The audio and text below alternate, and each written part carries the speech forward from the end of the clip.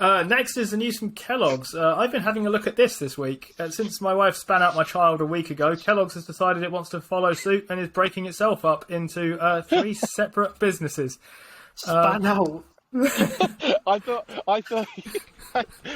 he said spat out at first, and then I was like, no, he's making. And then I thought, oh no, he's making an investment joke. He's making.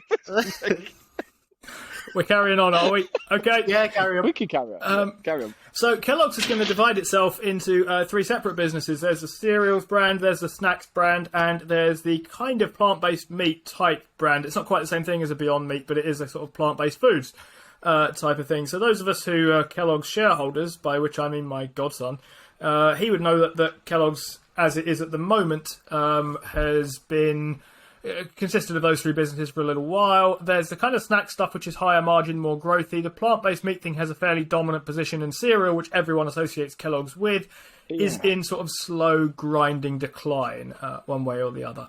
I was thinking about this and trying to work out the one they're keeping hold of, by the way, that's going to be kind of that shareholders will keep, is the snacking arm, because that's the kind of growthy, more profitable thing. And I'm trying to work out what I think of this. On the one hand, I'm kind of okay with companies getting rid of weaker parts of their businesses. This is what Coke has done for a while, and I admire it. They take their kind of less profitable, less growthy brands and basically cut them loose and focus on the things that are higher margin. Pepsi, on the other hand, has lower margins because it hangs on to a load of snack-based stuff. It also makes Doritos and the like, I think, which are less good margins than brown beverages. So I kind of like that idea from Kellogg's from a sort of business perspective. And then I heard that the kind of major reason was because they think they might be able to bump their shares to a higher multiple if they do that. Because if people think of them as a kind of snacking company, then they'll likely pay a higher multiple than they do of thinking of them as a cereal company. And I'm less of a fan of that. I'd rather be continuing to buy into... If I want to buy more Kellogg shares, I kind of want to buy a snacking company priced like a cereal company.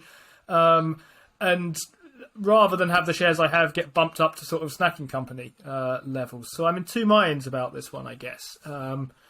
But that's how I sort of think about spin-outs in general. There's sort of two reasons to do it. One is to try and bump the shares you have up. And in general, I dislike it when that's the case because I want to try and buy more of them.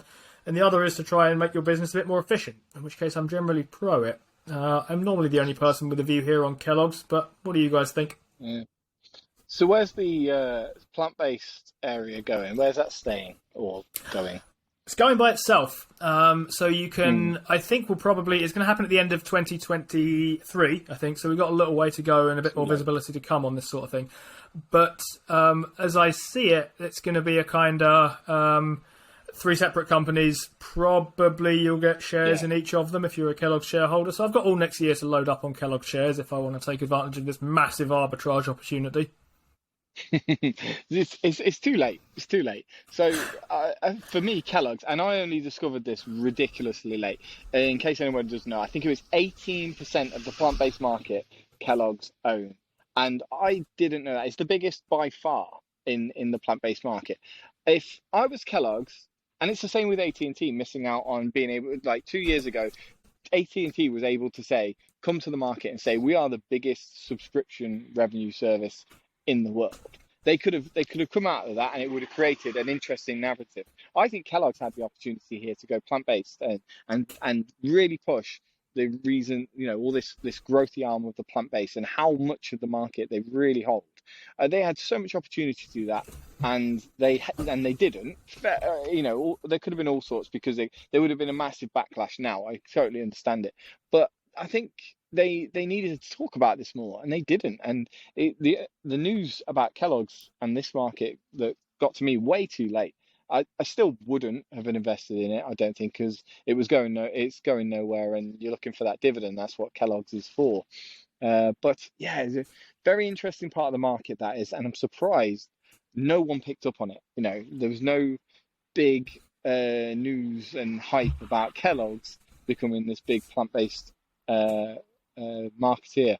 But yeah, a very interesting stock at the minute. It's very interesting to see it go. But like any spin-off, I want to step back and watch what the market feels like first. That's how I would look at it.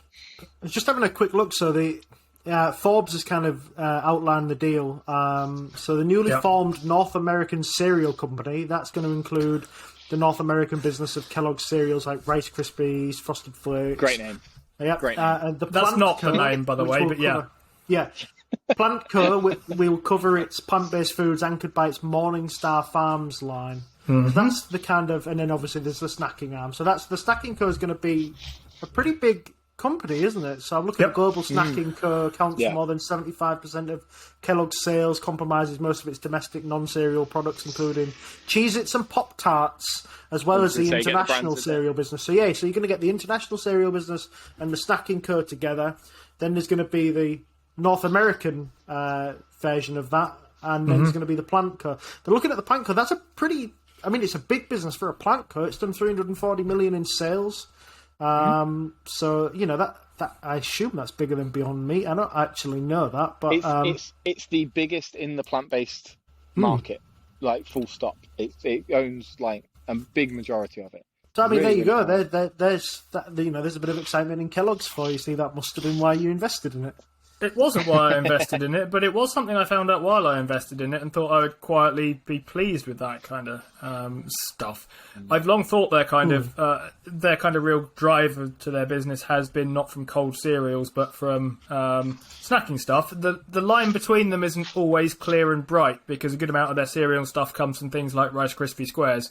And that sort of thing, which looks a lot like a cereal for what it's worth, and also their cereals look a lot like snacks when you look at the amount of kind of sugar that's in them and so on. But I was listening to another podcast on this. It was the Baron Streetwise show, which I think is really great, by the way, for anyone who wants to have a listen. But they were saying that I think it must be something like, it was a bigger number than I thought. I'm going to go all the way to 70, but I'm very tired, so I'm sorry if I'm wrong about this. % of cereals not eaten in the morning. It's people eating it as a dessert.